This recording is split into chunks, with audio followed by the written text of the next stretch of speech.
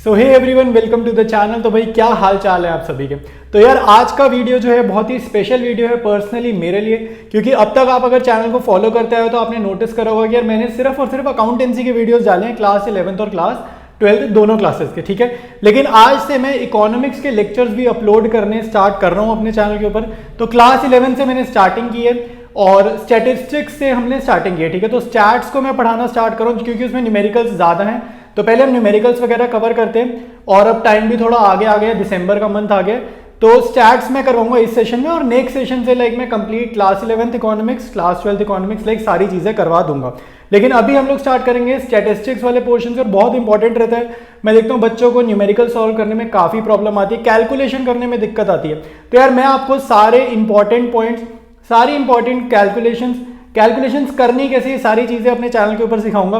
तो बहुत ध्यान से वीडियोस देखना और अगर पूरे वीडियोस जितने मैं अपलोड करूंगा अगर आप सारे के सारे वीडियोस देख लोगे तो मुझे ऐसा लगता है यार, और मुझे पूरी उम्मीद है आपका कोई भी क्वेश्चन ऐसा एग्जाम में नहीं होगा जो आपको सॉल्व करने में प्रॉब्लम आएगी, ठीक है। और चैनल पर अगर नए हो तो यार चैनल को एक्सप्लोर करोगे तो बहुत सारी प्लेलिस्ट मिलेंगी आपको अकाउंटेंसी की, तो देखना यार वो तुम्हारे कितने काम आती है। टीएस ग्रेवाल सॉल्यूशंस में डाल रहा हूँ क्लास 11th के भी और क्लास 12th के भी, और भी बहुत सारी चीजें। तो अब ऐसे बताने लग जाऊंगा तो काफी टाइम लग जाएगा।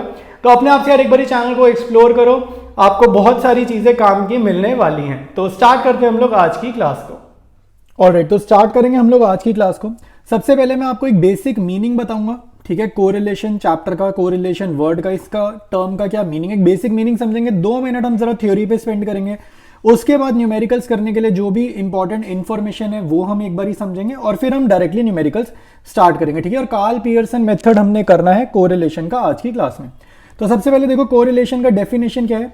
Correlation is a statistical tool which studies the relationship between two variables. तो यहाँ पर क्या कह रहा है कि कोरिलेशन में आपको जो समझना है ना, वर्ड जो है वो रिलेशन है, ठीक है।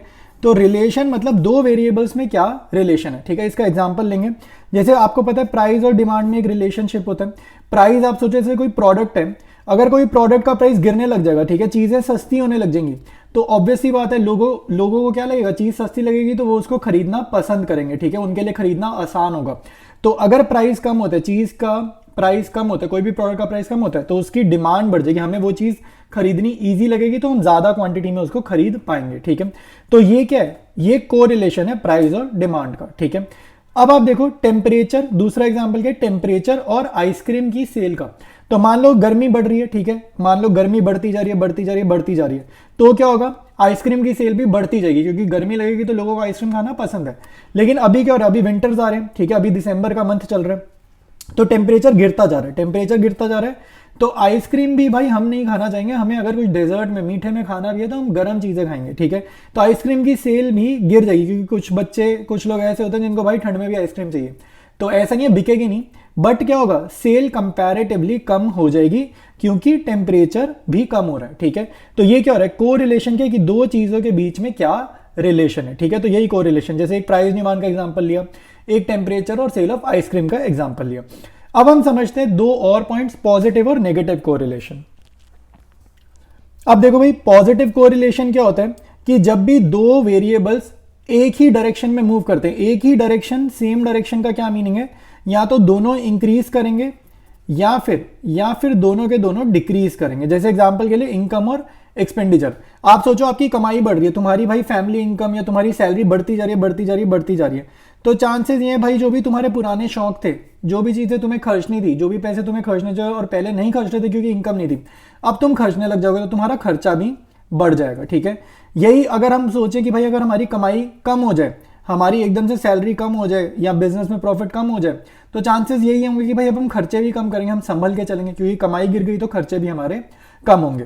तो इसको बोलते हैं when variables move in same direction. और यहाँ पे वेरिएबल का मीनिंग है कोई भी दो वेरिएबल एक्स वाई, लेकिन यहाँ पर मेंशन किया इनकम और एक्सपेंडिचर।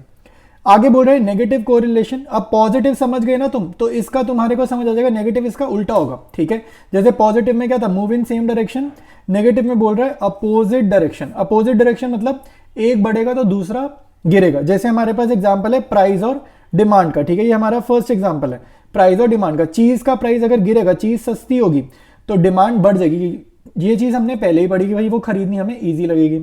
सिमिलरली डे टेम्परेचर, अगर टेम्परेचर हमारा कम होता जाएगा, ठीक है, टेम्परेचर हमारा अगर कम होता जाएगा तो ठंड बढ़ती जाएगी, ठीक है, तो ठंड बढ़ती जाएगी तो वूलन क्लोथ्स की डिमांड बढ़ती जाएगी, ठीक है। जैसे अगर टेम्परेचर कम होगा तो ठंड बढ़ेगी, लेकिन ठंड बढ़ने से वूलन क्लोथ्स जो हम ठंड में जैकेट वगैरह डालते हैं उनकी सेल बढ़ जाएगी। तो यहाँ पे उल्टी रिलेशनशिप है, ठीक है। तो ये होते हैं नेगेटिव कोरिलेशन। अब हम पढ़ेंगे, बढ़ते हैं आगे एक इंपॉर्टेंट टॉपिक की तरफ जिसका नाम है डिग्री ऑफ कोरिलेशन। देखो भाई, डिग्री ऑफ कोरिलेशन ये बहुत इंपॉर्टेंट है न्यूमेरिकल के पॉइंट ऑफ व्यू से, ठीक है। तो न्यूमेरिकल में आपका जो भी आंसर आएगा ना, तो आंसर के बाद आपको उसकी डिग्री भी बतानी है ताकि आपको फुल मार्क्स मिले, ठीक है। अगर आपका आंसर मान लो +1 आया न्यूमेरिकल सॉल्व करने के बाद, तो आपने लिखना है परफेक्ट कोरिलेशन, लेकिन कौन सा, पॉजिटिव कोरिलेशन। आपका आंसर अगर -1 आया तो ये कौन सा हुआ, नेगेटिव परफेक्ट कोरिलेशन या परफेक्ट नेगेटिव कोरिलेशन, कुछ भी, ठीक है। तो अगर आपका आंसर 0.9 के आसपास आया, ठीक है, तो आप लिखोगे very high degree of correlation. ये आपको अपने आंसर में लिखना है, समझ गए क्या कह रहा हूं। नेगेटिव 0.9 के आसपास है तो लिखना very high degree of correlation, लेकिन नेगेटिव आया तो नेगेटिव कोरिलेशन वर्ड लिखना होगा। पॉजिटिव आया तो ये लैंग्वेज के साथ पॉजिटिव कोरिलेशन वर्ड आपको लिखना है, ठीक है। तो ऐसे ही आपके पास फेयरली हाई डिग्री की आपको रेंज गिवन है कि अगर आपका आंसर न्यूमेरिकल का सॉल्व करने के बाद इसके बीच में आया तो आपको ये लिखना है, इसके बीच में आया तो आपको ये लिखना है, लेकिन नेगेटिव है, ठीक है, तो नेगेटिव वर्ड भी मेंशन करेंगे। ऐसे ही हमारे पास आगे भी देखो डिविजन्स गिवन है, moderate degree of correlation, low degree of correlation. अगर आपका आंसर मान लो 0 आया, ठीक है, तो 0 पॉजिटिव नेगेटिव का सेम रहने वाला है। 0 आया तो आप नो कोरिलेशन लिखोगे, या फिर 0 कोरिलेशन लिखोगे, या फिर अनकोरिलेटेड लिखोगे, ठीक है। तो ये जो चीजें ये आपको ध्यान रखनी है। तो ये टेबल बहुत इंपॉर्टेंट है। मैं एक बार ही जूम आउट कर लेता हूं, तो टेबल आप लिख लो, अदरवाइज स्क्रीनशॉट मार के सेव कर लो, ठीक है। तो यहां पर आप लोग स्क्रीनशॉट मार सकते हो। अब हम लोग मूव करते हैं हमारे न्यूमेरिकल्स की तरफ। ऑलराइट, तो Karl Pearson coefficient of correlation निकालने के मल्टीपल मेथड्स हैं। तो सबसे पहला मेथड जो हम आज की क्लास में कवर कर रहे हैं उसका नाम है एक्चुअल मीन मेथड, और इसको सिंपल मेथड भी बोल देते हैं, ठीक है। इसी फॉर्मूले को आपको यूज करना है। एग्जाम में बोलेगा calculate coefficient of correlation using actual mean method, या फिर इसी को वो बोल देगा यूजिंग सिंपल मेथड। तो ये फॉर्मूला आपको याद करना है, ये आपका फॉर्मूला है, ठीक है। तो फॉर्मूला एक बार रीड करते हैं, ठीक है। आर से हम कोएफिशिएंट ऑफ कोरिलेशन को ना डिनोट करते हैं, आर से, ये आर लिखे, summation small x small y, फिर ये अंडर रूट है, अंडर रूट मतलब स्क्वायर रूट, फिर लिखा है समेशन, ये वाले सिंबल को बोलते हैं समेशन। समेशन मतलब टोटल वगैरह करना, इसको समेशन बोलते हैं, या फिर सिग्मा भी बोल देते हैं, ठीक है। कुछ टीचर्स कुछ बुक्स में इसको सिग्मा भी बोल देते हैं। तो summation small x square multiplied by summation small y square, ठीक है। तो स्मॉल x कैसे आएगा, कैपिटल X माइनस x बार मतलब मीन। स्मॉल y कैसे आएगा, कैपिटल Y माइनस y बार मतलब मीन। कैपिटल X और कैपिटल Y आपको क्वेश्चन में गिवन होंगे, तो उसी की हेल्प से मीन निकलेगा, और मीन निकालने के बाद आप स्मॉल x स्मॉल y निकालोगे, और फिर ये फॉर्मूले में जो जो चीजें बोल रहा है वो चीजें हम निकालेंगे, कैलकुलेट करेंगे, क्वेश्चन करेंगे तो ज्यादा अच्छे से समझ आएगा, ठीक है। अभी हो सकता है समझ ना आ रहा, एक बार ही क्वेश्चन करते हैं, उसके बाद ये सारी चीजें कैसे निकलती हैं आपको आराम से समझ आएगा। ऑलराइट, तो ये आपका क्वेश्चन है। यहाँ पे हमारे पास x सीरीज गिवन है, y सीरीज गिवन है, ठीक है। इसकी जगह आपको हाइट्स वगैरह एज वगैरह की फॉर्म में भी क्वेश्चन गिवन हो सकता है, ये लेकिन ये जनरल क्वेश्चन मैंने लिया जिसमें x और y जस्ट मैंने एज अ वेरिएबल फॉर्म में ले लिए। तो x के सामने देखो आपको रो दिख रही है, क्या है, 12, 15, 18, 21, 24, 27, 30। तो ये नंबर ऑफ आइटम्स को मैंने यहाँ पर ऐसे लिख लिया, ठीक है, वर्टिकली लिख लिया। फिर ये y मेरा हॉरिजॉन्टली लिखा है, इसको y को भी मैंने वर्टिकली लिख लिया। ये आपका क्वेश्चन है, ये आपका आंसर है, और हमारे को कोएफिशिएंट ऑफ कोरिलेशन कैलकुलेट करना है कार्ल पियर्सन मेथड से, एज्यूम्ड मीन या फिर सिंपल मेथड, उस मेथड से कैलकुलेट करना है, ठीक है। तो सबसे पहले तो देखो मैं यहां पर क्या निकालना चाहूंगा, मैं कॉलम लिखूंगा। सबसे पहले मैं लिखूंगा स्मॉल x आएगा कैपिटल X माइनस x बार, फिर मैं लिखूंगा x स्क्वायर का कॉलम। जैसे x के सामने मैंने 2 कॉलम्स लिखे, वैसे ही y के सामने मुझे 2 कॉलम्स लिखने। एक में लिखूंगा स्मॉल y माइनस y बार, और फिर जैसे यहाँ x का x स्क्वायर था, यहाँ पे y का y स्क्वायर करेंगे। फिर लास्ट कॉलम जो बनेगा वो x y का बनेगा। अब ये कॉलम्स मैं इसलिए बना रहा हूँ क्योंकि मेरे को फॉर्मूला पता है, ठीक है। मैं यहाँ पर आपके लिए फॉर्मूला लिखता हूँ। तो फॉर्मूला है समेशन एक्स वाई में देखो, जब भी एक तो सिंबल ना हो, याद रखना मल्टीप्लीकेशन का सिंबल है, डॉट लगाओ तो भी समझ जाना मल्टीप्लाई हो रही है चीजें। उसके बाद अंडर रूट में summation x square multiplied by summation y square. देखो अगर ये एक्स वाई लिखा है फॉर्मूला में, तो इसकी वैल्यू मुझे यहाँ एक्स वाई कॉलम से मिलेगी। यहाँ पे एक्स स्क्वायर लिखा है, इसकी वैल्यू मुझे इस वाले ये जो थर्ड कॉलम में बनाऊंगा यहाँ से मिलेगी। ये जो वाई स्क्वायर लिखा है, इसकी वैल्यू में ये जो ये वाला कॉलम है सेकंड लास्ट कॉलम, इसके टोटल वगैरह करूंगा तो यहाँ मिलेगी। तो फॉर्मूला देखकर मेरे को समझ में आता है मेरे को यहाँ पर कितने कॉलम्स और कौन से कॉलम्स प्रिपेयर करने, ठीक है। तो यहाँ पर देखो सबसे पहले यहाँ पर एक्स बार मीन होता है, तो मुझे मीन कैलकुलेट करना है, तो हम लोग मीन निकालते हैं। तो यहाँ पर मैं निकाल लेता हूँ, मीन निकाल लेते हैं, इधर निकाल लेते हैं, ठीक है। तो मीन का फॉर्मूला आपको याद होगा समेशन एक्स अपॉन में एन, ठीक है। एन जो होता है ये हमारी नंबर ऑफ ऑब्जर्वेशन होती है, तो ये कैपिटल एन लिख लो या स्मॉल एन लिख लो, ठीक है, या कैपिटल लिख लेते हैं, तो ये हमारा कैपिटल एन हो गया। समेशन एक्स मतलब ये एक्स के कॉलम का टोटल करो, तो 12 plus 15 plus 18 plus 21 plus 24 plus 27 plus 30, ये आएगा 147। एन है आपकी नंबर ऑफ आइटम्स या नंबर ऑफ ऑब्जर्वेशन, इनको गिनो। ये आइटम कितने लिखे हैं, 1 2 3 4 5 6 और 7, ये आइटम्स कितने लिखे हैं 7, तो 147/7। तो ये मेरा एक्स बार कितना आ जाएगा सॉल्व करने पे, ये 7 के टेबल से जा रहा है 21 आ रहा है, ठीक है। तो एक्स बार मेरा कितना आ गया 21। तो यहाँ पर मैं एक्स बार के ऊपर अपने लिए लिख रहा हूँ 21, एग्जाम में नहीं लिख रहा, अपने लिए मैंने लिखा 21 क्योंकि अभी मैं माइनस करूंगा तो मेरे को ईजी रहेगा, ठीक है। सिमिलरली मैं यहाँ पर वाई बार निकालूंगा, तो वाई बार होगा समेशन वाई अपॉन में एन। तो यहाँ पर समेशन वाई मतलब 6 plus 8 plus 10 plus 12 plus 14 plus 16 plus 18, ठीक है। तो इन सबको मुझे ऐड करना है, तो ये मेरा आ रहा है 84, तो मैंने यहाँ लिखा 84, और यही सेम काउंट करूंगा, ये भी 7 आइटम है, पहली आइटम, दूसरी आइटम, तीसरी, चौथी, पांचवी, छठी और सातवीं, तो ये 7 आइटम्स है। तो डिवाइड बाय 7 करा मैंने, तो ये मेरे पास आ गया 12, तो मेरे पास मीन आ गया वाई सीरीज का 12। तो ये भी मैं अपनी अंडरस्टैंडिंग के लिए, अपने को आसानी हो इसलिए मैं यहाँ पे 12 लिख दिया, ये मैंने 21 लिख दिया। यहाँ पर मैं समेशन एक्स लिख लेता हूँ, ठीक है, क्योंकि मैंने कैलकुलेट करा तो ये मेरे को याद है 147 है, ये भी मैंने अभी कैलकुलेट करा था, ठीक है। ये मैंने यहाँ लिखा था 84, तो ये मैंने यहाँ पर लिख दिया, ठीक है। तो अभी जितना मैंने सॉल्व किया मैंने एक एक करके बहुत स्लोली आपको सारी चीजें बताई हैं। अब हम निकालेंगे स्मॉल एक्स का कॉलम। स्मॉल एक्स का कॉलम कह रहा है कैपिटल एक्स, ये कैपिटल एक्स का कॉलम है, इसमें से माइनस करो मीन को, तो मीन ये हमारी कितनी है 21, ये हमने नीचे निकाली थी 21, ये मैंने यहाँ लिख दिए। तो x में से 21 हटाओ, तो 12 में से 21 हटाओ, तो 12 माइनस 21 ये आएगा माइनस का 9। फिर मेरे को अगला है 15 में से 21 गए, ये आएगा -6। 18 में से 21 गए -3, 21 में से 21 गए 0, 24 में से 21 गए 3, 27 में से 21 गए तो ये आएगा 6, 30 में से 21 गए ये आएगा 9। तो आप देखो पैटर्न भी हमें दिख रहा है, -9 -6 -3 पैटर्न सा भी दिख रहा है, तो आपको समझ आ जाएगा आप ठीक कर रहे हैं। उसके बाद नेक्स्ट कॉलम है एक्स स्क्वायर का। एक्स स्क्वायर मतलब ये आपने एक्स का कॉलम प्रिपेयर करा है, इसका जस्ट स्क्वायर कर दो, तो स्क्वायर का आंसर एक तो पॉजिटिव आता है, याद रखना, माइनस हटा देना, स्क्वायर के कॉलम में माइनस नहीं आएगा। तो 9 का स्क्वायर याद होना चाहिए भाई 81, 6 का स्क्वायर 36, 3 का स्क्वायर 9, 0 का स्क्वायर 0, 3 का स्क्वायर 9, 6 का स्क्वायर 36, 9 का स्क्वायर 81। अब ध्यान से देखो, ये मैंने एक्स स्क्वायर का कॉलम निकाला, मुझे इस कॉलम का ना टोटल भी जानना है, इसलिए जानना है क्योंकि यहाँ देखो फॉर्मूले में मेरे को समेशन एक्स स्क्वायर की वैल्यू चाहिए। तो इस कॉलम को मैंने ऐड करा और ये मेरा ऐड करने पे आ रहा है 252, ठीक है। तो 252 आ रहा है इस कॉलम को ऐड करने पे। जैसे मैंने एक्स के कॉलम्स निकाले सेम तरीके से हम वाई के कॉलम्स निकालेंगे। तो स्मॉल वाई देखो मैं निकाल रहा हूँ वाई माइनस वाई बार, तो 6 माइनस 12, ये वाई बार मतलब मीन, वाई बार मतलब मीन, तो ये 12 मैंने यहां पर निकाला था, तो ये 6 माइनस 12, ठीक है, तो ये माइनस का 6, 8 माइनस 12 माइनस का 4, 10 माइनस 12 माइनस का 2, 12 minus 12 0, 14 minus 12 positive 2, 16 minus 12 positive 4, 18 minus 12 positive 6, ठीक है।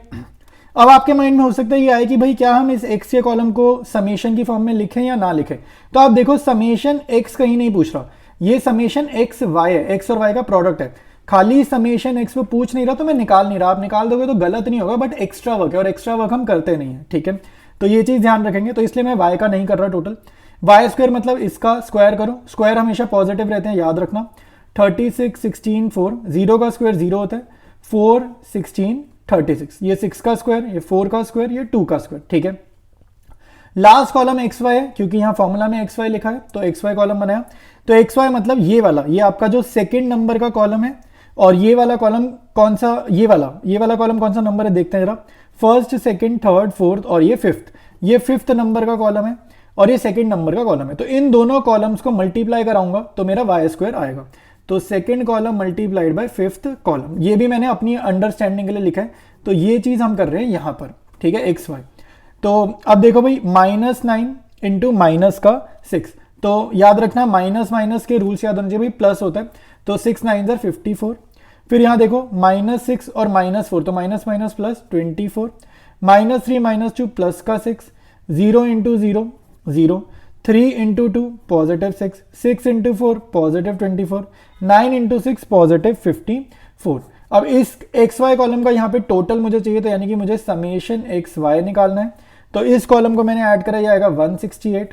उसके बाद मैंने देखा फॉर्मूले में समेशन वाई स्क्वायर भी मुझे चाहिए, तो मतलब मेरे को इस कॉलम का भी निकालना चाहिए था टोटल। तो इसका अब निकाल लेते हैं, कोई बात नहीं, पहले नहीं निकाला अब निकाल लेंगे। तो इस कॉलम को अगर हम ऐड करेंगे ये आएगा 112। ठीक है, तो फॉर्मूला में जो जो चीज़ें मुझे चाहिए सारी मैंने निकाल लिया। बहुत ध्यान से देखना, ये 168 मैं यहाँ डालूंगा, इस जगह पे मैं लिखूंगा 168। ये समेशन एक्स स्क्वायर की जगह पे मैं लिखूंगा 252, इसकी जगह मैं लिखूंगा 252। इस गोले की जगह, इस सर्कल की जगह समेशन वाई स्क्वायर, इसकी जगह मैं लिखूंगा 112। तो नेक्स्ट पेज पर पेज टर्न करेंगे और वैल्यूज रिप्लेस करके सॉल्विंग कैसे करनी है मैं वो समझाता हूं। बच्चों से लिखने के बाद सॉल्व नहीं होता है, मैं सॉल्विंग आपको अब समझाऊंगा इजीएस्ट तरीके से। देखो भाई, वैल्यूज रिप्लेस कर दिए। अब यहाँ पे बहुत सबकी हालत खराब हो जाती है जिनको भी बेसिक्स नहीं पता है, वो करते हैं सबसे पहले तो मल्टीप्लाई। तो आपको मल्टीप्लाई नहीं करना है, वैल्यूज रिप्लेस करने के बाद आपको मल्टीप्लाई नहीं करना है। ठीक है, हम इसको तोड़कर लिख लेते हैं। तो तोड़कर अगर मैं लिखूं तो ये क्या है, √252 मल्टीप्लाइड बाय √112। तो मैंने इसका रूट को तोड़ के लिखा। अब ये जब भी रूट दिख जाए ना यार, आपको जब भी रूट दिख जाए आपने क्या करना है, HCF लेना है। मैं ये रफ वर्क यहाँ पे मेन फॉर्म में करके दिखा रहा हूँ, बट ये रफ वर्क है, आपने रफली करना है। तो ये 252 का HCF लेंगे जैसे छोटी क्लासेस में लेते थे, और ये 112 का भी आपने HCF लेना है। छोटे नंबर से शुरू हो जाना, 2 के नंबर से। तो 2 के नंबर से शुरू हो जाएंगे, ये आएगा 1 और ये 2 और ये 12 6। ठीक है, तो मतलब ये तो सिंपल है ना, 2 के टेबल से तो आता होगा। तो ये 63, फिर ये 3 के टेबल से 21, छोटे नंबर से करना, बड़े नंबर से नहीं करना। और फिर लास्ट में 7 1 ज़र। सिमिलरली इसको करो तो 256, फिर ये आएगा 228, फिर 2 के टेबल से फिर जा रहा है 14, फिर 2 के टेबल से जा रहा है 7, और फिर 7 के टेबल से जाएगा 1 ज़र। अब आपको मैं एक चीज़ समझा रहा हूँ, छोटी क्लासेस में हमने ये चीज़ समझी है कि रूट में, जैसे ये √252 है, तो इसको मैं क्या लिख सकता हूँ, इसी चीज़ को मैं लिख सकता हूँ अंडर रूट, और ये फैक्टर्स की फॉर्म में। तो ये 2 2 3 3 7, तो 2 इंटू 2 इंटू 3 इंटू 3 इंटू 7, इसको मैं ऐसे लिख सकता हूँ। ठीक है, √252 को ये इनको मल्टीप्लाई करूंगा ना, ये 252 है, आप देख के करो, 2 2 ज़र 4, 3 ज़र 12, 3 ज़र 36, 36 इंटू 7 252 ही आता है। तो यहाँ पे आपको जोड़े ढूंढने, पेयर्स, ये पहला पेयर, ये दूसरा पेयर। तो √252 मेरा क्या हो जाएगा, ठीक है, √252 क्या हो जाएगा, पेयर मिल गए ना, तो आपके पेयर बाहर आ जाएंगे रूट के। तो नेक्स्ट स्टेप आपका पता है क्या होगा, ये 2 रूट के बाहर आ गया, ये 3 रूट के बाहर आ गया, और बाहर तो आ गया, और इनके बीच में मल्टीप्लाई लगाना, और ये 7 इकलौता था ना, तो ये रूट के अंदर रह जाएगा। तो आपके पास क्या आएगा, 2 इंटू 3 6 √7। तो √252 को मैं क्या लिख सकता हूं, 6√7। आया समझ। सिमिलरली √112 में देखो कैसे लिखूंगा, तो ये हम √112 समझेंगे। तो √112 में लिखूंगा, यहाँ पे अंडर रूट के अंदर ये कितने 2 है मेरे पास, यहाँ पे 4 बारी 2 लिखे, तो 2 इंटू 2 इंटू 2 इंटू 2 इंटू 7। देखो कैलकुलेशन करनी सिखा रहा हूँ, कैलकुलेटर से 1 मिनट में आ जाएगा आंसर, लेकिन कैलकुलेटर अलाउड नहीं है। ठीक है, तो इसलिए करके दिखा रहा हूँ, तो तुम भी ध्यान से कर समझना अगर नहीं आती तो। यहाँ पे देखो रूट के अंदर आपको जोड़े ढूंढने, पेयर्स। तो ये 2 का पहला पेयर, ये 2 का दूसरा पेयर, तो ये 2 जोड़े बाहर आ जाएंगे और इनको आपस में मल्टीप्लाई कराना, और रूट के अंदर रह जाएगा 7। तो इसको मैं लिखूंगा 4√7। ठीक है, तो √112 को मैं लिखूंगा ये, और √252 को मैं लिखूंगा ये। ठीक है, तो ये मेरे पास रफ वर्क में ये काम करूंगा, तो मेरे पे ये आ जाएगा रिजल्ट। ठीक है, अब देखो मैं इसको कैसे लिखता हूं आगे। ठीक है, अब आपको देखो आगे लिखना समझना है, तो मैं यहां पर वही चीज दोबारा लिख देता हूं, 168 अपॉन √252 इंटू √112।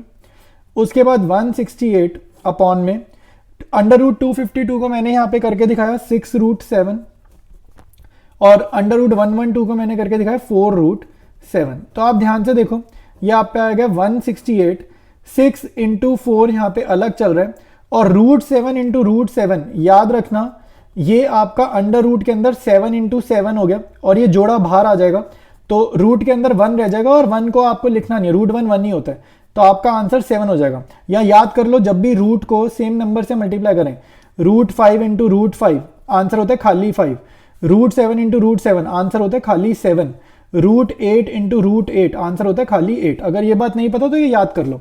तो √7 इंटू √7 यहाँ लिखा, ये हो जाएगा 7। ठीक है, इसके बाद अगर आप इसको कटिंग करो, अब ये आपका किसी भी टेबल से काट लो, ये आपका 6 से भी जाएगा, 4 से भी जाएगा, 7 से भी जाएगा।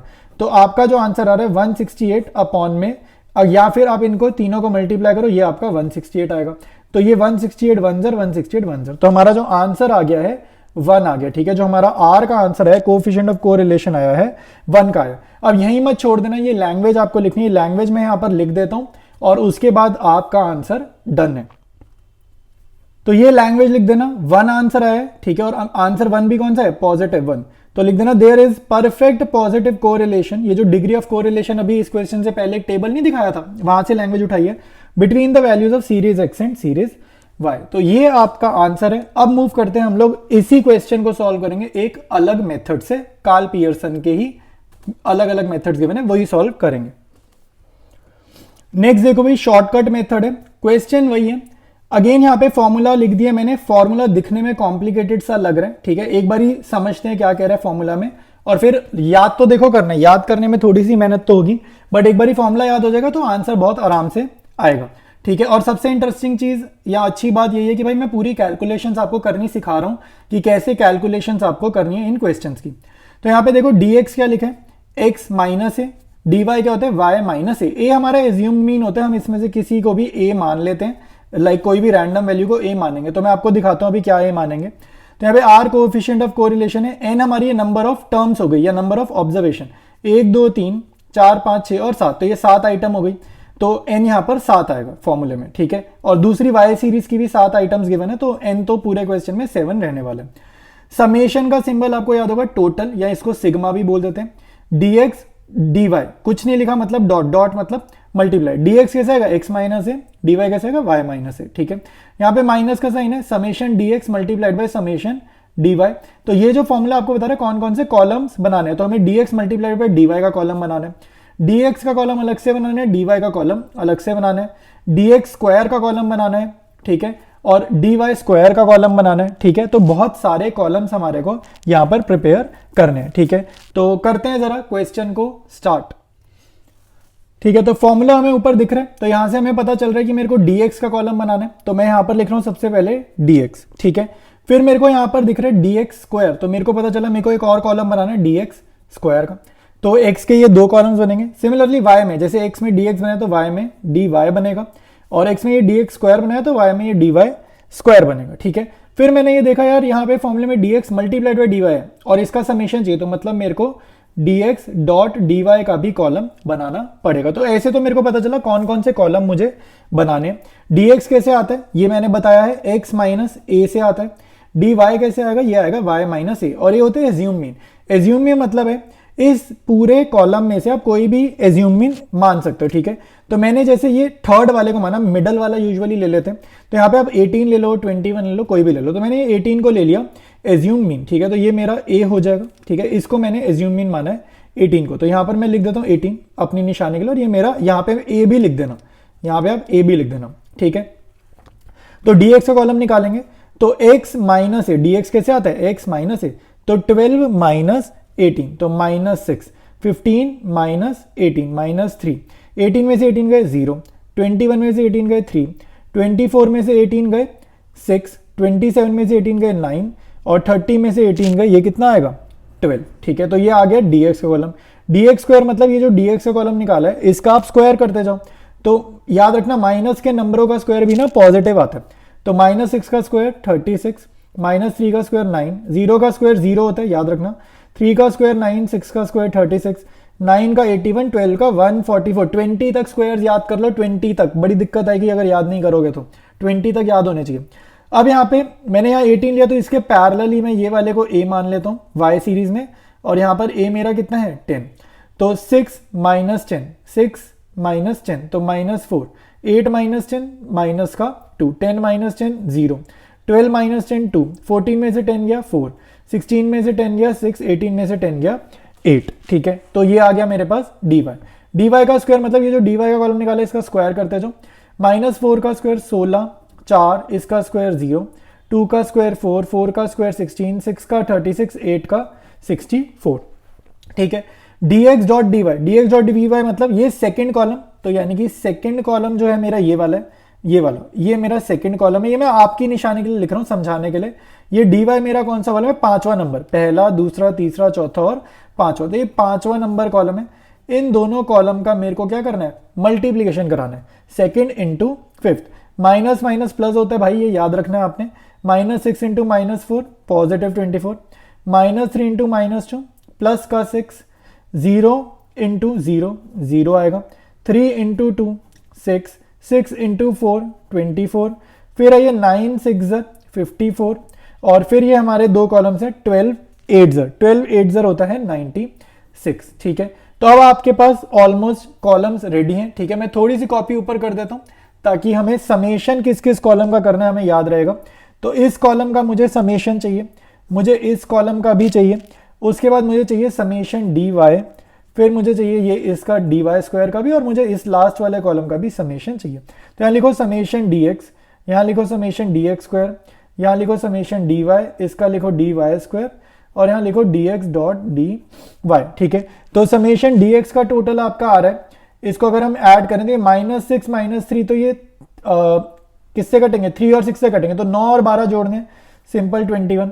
इस कॉलम का अगर आप ऐड करोगे, ठीक है, सारी पॉजिटिव है, इसको जब हम ऐड करेंगे आएगा 315।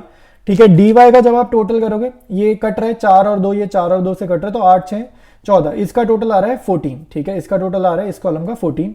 डी वाई स्क्वायर का टोटल आपका आ रहा है 140, और जब हम इस कॉलम को ऐड करेंगे, ठीक है, तो ये मेरा टोटल आ रहा है ये 30, ठीक है, ये भी 30 60, और ये हो रहा है टोटल 210। ठीक है, तो अपने पास सारे कॉलम्स के टोटल आ गए हैं। तो एक बारी मैं यहाँ पर फॉर्मूला लिख देता हूँ। नेक्स्ट पेज पे बेसिकली काम करते हैं, नेक्स्ट पेज पे कॉपी खत्म हो रही है, ठीक है, पेज नहीं है नीचे। तो नेक्स्ट पेज पर मैं एक बारी फॉर्मूला लिखता हूँ, ये सारी वैल्यूज मैं वहां पर फिर से लिख देता हूँ, फिर हम आगे सॉल्व करते हैं। ठीक है भाई, तो फॉर्मूला आपके सामने लिखा है, ये वो वैल्यूज हैं जो मैंने निकाली थी अभी अभी टेबल में। ठीक है, आप लोगों ने अगर साथ साथ सॉल्व किया तो आपने भी निकाली है। एन आपको पता है 7, एन की जगह लिखा 7, कुछ नहीं लिखा, मल्टीप्लाई कराओ summation D X D Y. तो summation D X D Y हमने लास्ट कॉलम निकाला था 210, ये यहाँ लिखेंगे। उसके बाद यहाँ पे माइनस का साइन है, माइनस लिखो। समेशन डी एक्स हमने ये सबसे पहला कॉलम था 21 लिखा है, फिर multiplied by summation d Y हमने निकाला था 14। तो ये आपका न्यूमरेटर हो गया। उसके बाद आपको निकालना है डिनोमिनेटर।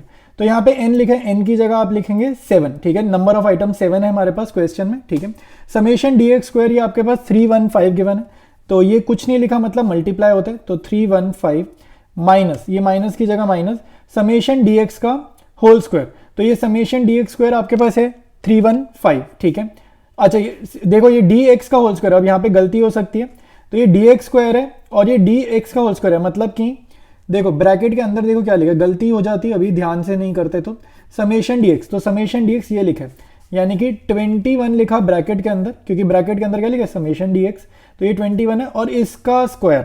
ठीक है, तो ये एक तरफ करना है, उसके बाद मल्टीप्लाई कराना है ये दूसरे वाला ब्रैकेट को।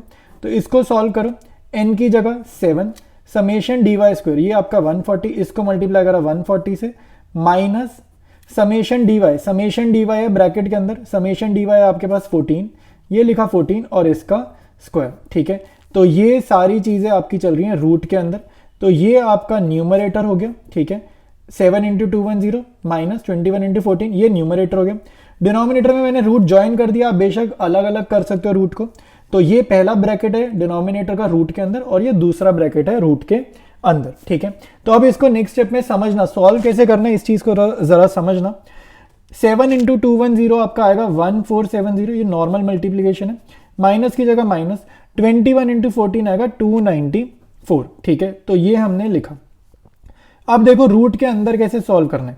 7 इंटू 315 आप करोगे और उसमें से 21 का स्क्वायर आपको सॉल्व करना है। ठीक है, तो ये तो हो जाएगा, असली प्रॉब्लम क्या आएगी, ये देखो, ये ब्रैकेट जब आप सॉल्व करोगे, ये सॉल्व करके आपका आएगा 1764, और ये ब्रैकेट जब आप सॉल्व करोगे 7 को 140 से मल्टीप्लाई करोगे, माइनस 14 का स्क्वायर, 14 का स्क्वायर आपको याद होगा 196, 21 का स्क्वायर भी याद होगा वैसे तो 441, नहीं याद है तो करो याद, अगर तुम बिल्कुल ही याद नहीं करोगे तो मल्टीप्लाई करते रह जाओगे और कहीं भी गलती हो जाएगी और आंसर ही नहीं टैली करेंगे। ठीक है, तो इस वाले ब्रैकेट को सॉल्व करके आपका आंसर आएगा 784। यहां से आगे कैसे क्वेश्चन को चलाना है अब मैं ये समझाऊंगा। देखो भाई, न्यूमरेटर तो आपका आ रहा है 1176, इसको मैंने सॉल्व करा 1176। अब ये अगेन रूट में आ गया, तो 1764 का ना मैं HCF यहाँ पे अलग से लूंगा, ठीक है, और सिमिलरली 784 का ना मैं HCF अलग से लूंगा, ठीक है, और फिर देखते हैं कैसे सॉल्व होगा। और आपने भी ऐसे ही करना है, कैलकुलेटर से तो यार घर पे हो जाएगा सॉल्व, लेकिन एग्जाम में कैलकुलेटर ना अलाउड नहीं है। तो ये सबसे छोटे नंबर से आप स्टार्ट कर सकते हो, 2 के टेबल से स्टार्ट करते हैं इसको। 2 के टेबल से ये जाएगा 2 8 ज़र 8 ज़र और 2 ज़र, फिर दोबारा 2 से जा रहा है 4 4 1। और अब मेरे को याद आ गया बड़े नंबर से मैं कर रहा हूँ, आप चाहो तो 3 से कर लो, 3 से कर लो, या बड़े नंबर से मुझे बताइए 21 का स्क्वायर है, तो 21 ज़र और 21 1 ज़र। अब मैंने इसलिए करा क्योंकि देखो 764 को मैं कैसे लिख सकता हूँ, 2 इंटू 2 इंटू 21 इंटू 21, 2 2 ज़र 4, 4 इंटू 21 84, 84 इंटू 21 आपका आ जाएगा 1764। अब ये तो 764 बोलूं या ये बोलूं बात एक ही है, लेकिन अपना जो है 1764 है, 764 नहीं 1764 है, लेकिन अपना जो 1764 है रूट में, तो ये आंसर भी क्या आएगा, रूट में आएगा। अब रूट का मैंने आपको समझाया था जोड़े बनाओ, पेयर्स बनाओ, तो ये एक पेयर है, ये एक पेयर है, तो रूट के अंदर अगर पेयर मिल गया तो आपका एक 2 बाहर आएगा और एक 21 बाहर आएगा, तो ये आपका कितना हो जाएगा 42 हो जाएगा। तो अंडर रूट 1764, और इसको मल्टीप्लाई मैंने जान के नहीं किया, मैंने पहले ही सॉल्व कर दिया, तो आपको भी ऐसे ही करना है, कैलकुलेशन जैसे मैं कर रहा हूं वैसे ही आपको करना है। सिमिलरली 784 मुझे रूट में दिख रहा है, मैं 784 का यहाँ पे HCF निकाल रहा हूँ, ठीक है। तो ये अब देखते हैं ये कैसे जाएगा भाई, इसको भी मैं 2 से करता हूँ, इवन नंबर है 392, दोबारा 2 से जा रहा है, तो 196। अच्छा, अब 196 मेरे को स्ट्राइक कर गया, 14 का है, वरना आप 2 से करते जाओ कोई दिक्कत नहीं है, लेकिन ये 14 का स्क्वायर है, मुझे स्ट्राइक कर गया। तो अंडर रूट 784 को मैंने लिख दिया यहाँ पे अंडर रूट के अंदर ये वाला फैक्टराइजेशन में यहाँ कॉपी करो, 2 इंटू 2 इंटू 14 इंटू 14। तो ये पहला पेयर, ये दूसरा पेयर, तो रूट के बाहर आएगा 2 इंटू 14 और रूट के बाहर आएगा 28।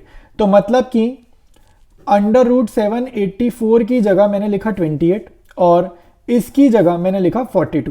तो अब ये रूट भी हट गए भाई, ये देख रहे हो, ये अगर आप समझो तो ये रूट के बिना है ये आंसर्स, ठीक है। तो आपको क्या लिखना है, रूट के बिना। देखो अब मैं यहाँ तोड़ देता हूँ यार, तुम्हें ना अच्छे से आएगा, ये रूट में था और ये अपना अलग से रूट में था, ये मैंने तोड़ दिया रूट, ये नहीं है, ये रूट में था और ये अलग से रूट में था।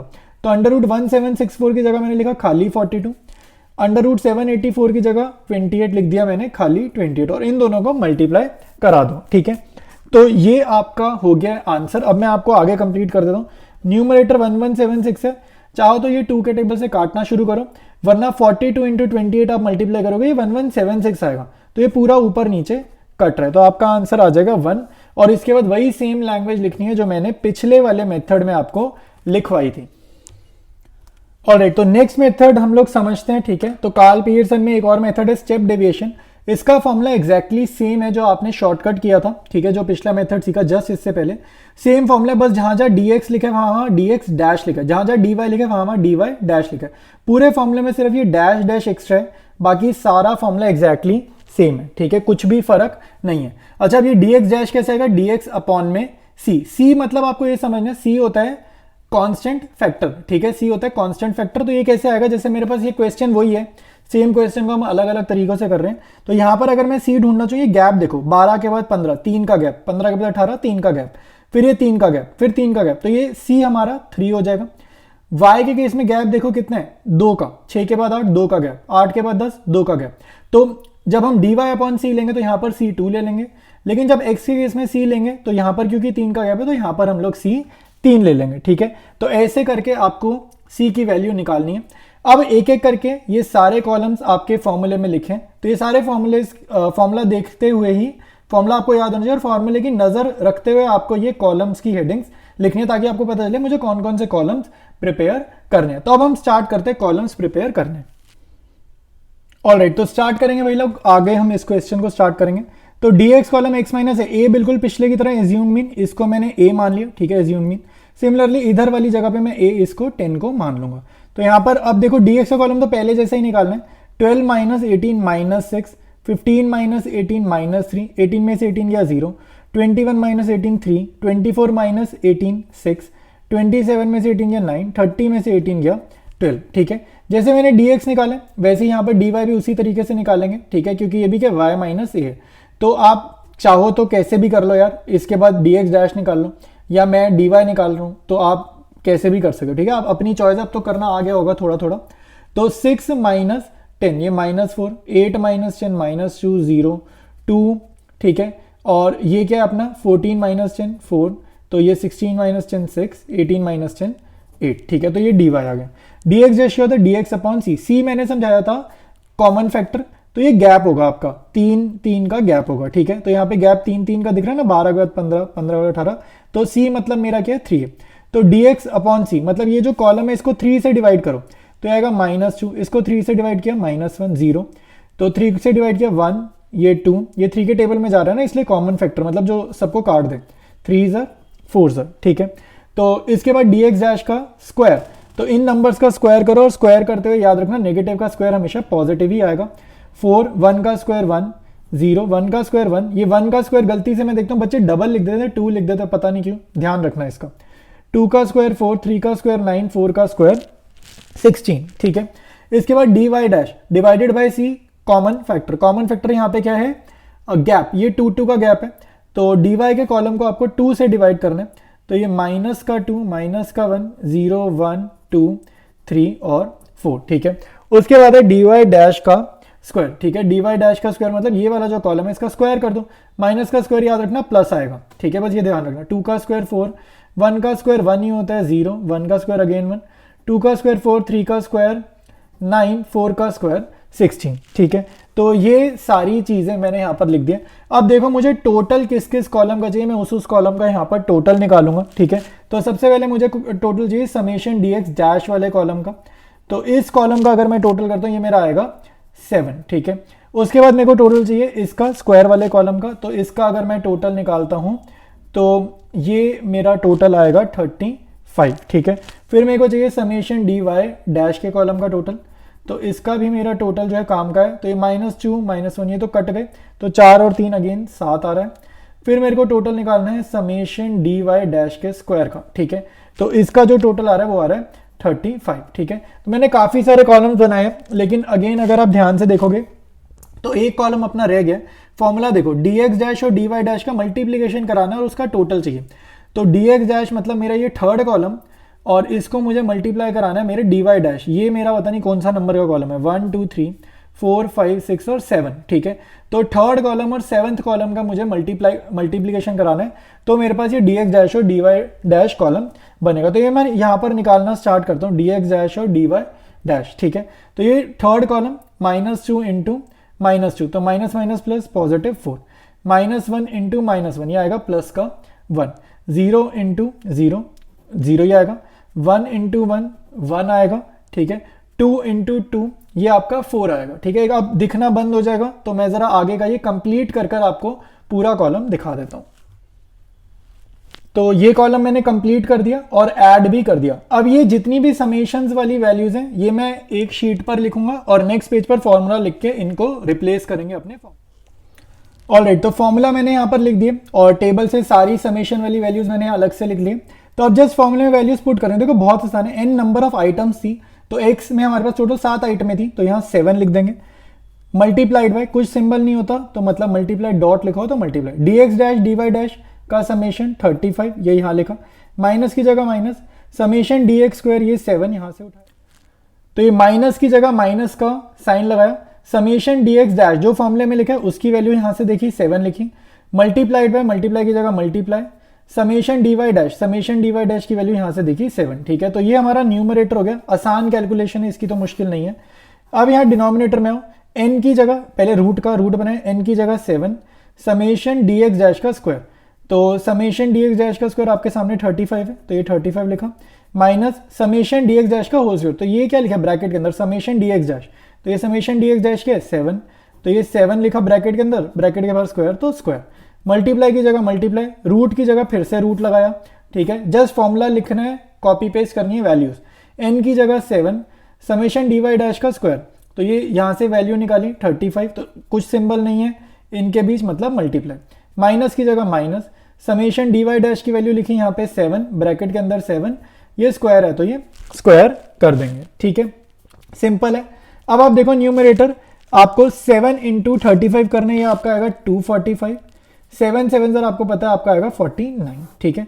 इस ब्रैकेट को आप सॉल्व करोगे 35 7 सर, ठीक है, 245 और माइनस आपका कितना आएगा 49। तो बेसिकली जो न्यूमरेटर है, तो देखो अगर आप ध्यान से देखो जो यहाँ न्यूमरेटर में लिखा है वही तो लिखा है यहाँ पर इस रूट के अंदर। तो ये जब आप सॉल्व करोगे आपका आएगा 196, 245 माइनस 49 लिखा हुआ आएगा और इसमें से इसको सब्ट्रैक्ट करोगे 196 आएगा। इस रूट की कैलकुलेशन भी आपकी क्या आएगी 196, ठीक है। तो ये तो ऑलमोस्ट डन हो गया। तो न्यूमरेटर मेरा आ रहा है 196 और ये रूट के अंदर 196 मल्टीप्लाइड बाय रूट के अंदर 196। मैंने बार बार ही बताया root 5 into root 5 5, root 4 into root 4 4, तो रूट 196 इंटू रूट 196 196। तो ये 1 जर पूरा कट जाएगा, ठीक है। तो अगेन आपका जो आंसर आएगा वो क्या आ जाएगा r इक्वल टू 1 और इसके बाद वही लैंग्वेज हम लिखेंगे जो हम सभी क्वेश्चंस में लिखते आए हैं, ठीक है। डिफरेंट मेथड से कर रहे हैं। तो ये था हमारा कार्ल पियर्सन मेथड का, डिफरेंट मेथड्स कराए मैंने आपको Karl Pearson coefficient of correlation को। 3 मेथड्स मैंने कराए। एक मेथड इसमें और हमारे को बताया गया, वो बहुत सारे स्कूल्स में नहीं करवाते हैं, डिलीट करवा देते हैं, बट मैंने करवाया और एग्जाम से आपको Karl Pearson coefficient of correlation से क्वेश्चन आने के चांसेस बहुत ज्यादा हाई रहते हैं। तो ये इंपॉर्टेंट वीडियो था, इस क्वेश्चन को जरूर आप प्रैक्टिस कर लेना और आने वाले टाइम में बहुत सारे वीडियोस मैं स्टैट्स के 11th के लेकर आऊंगा।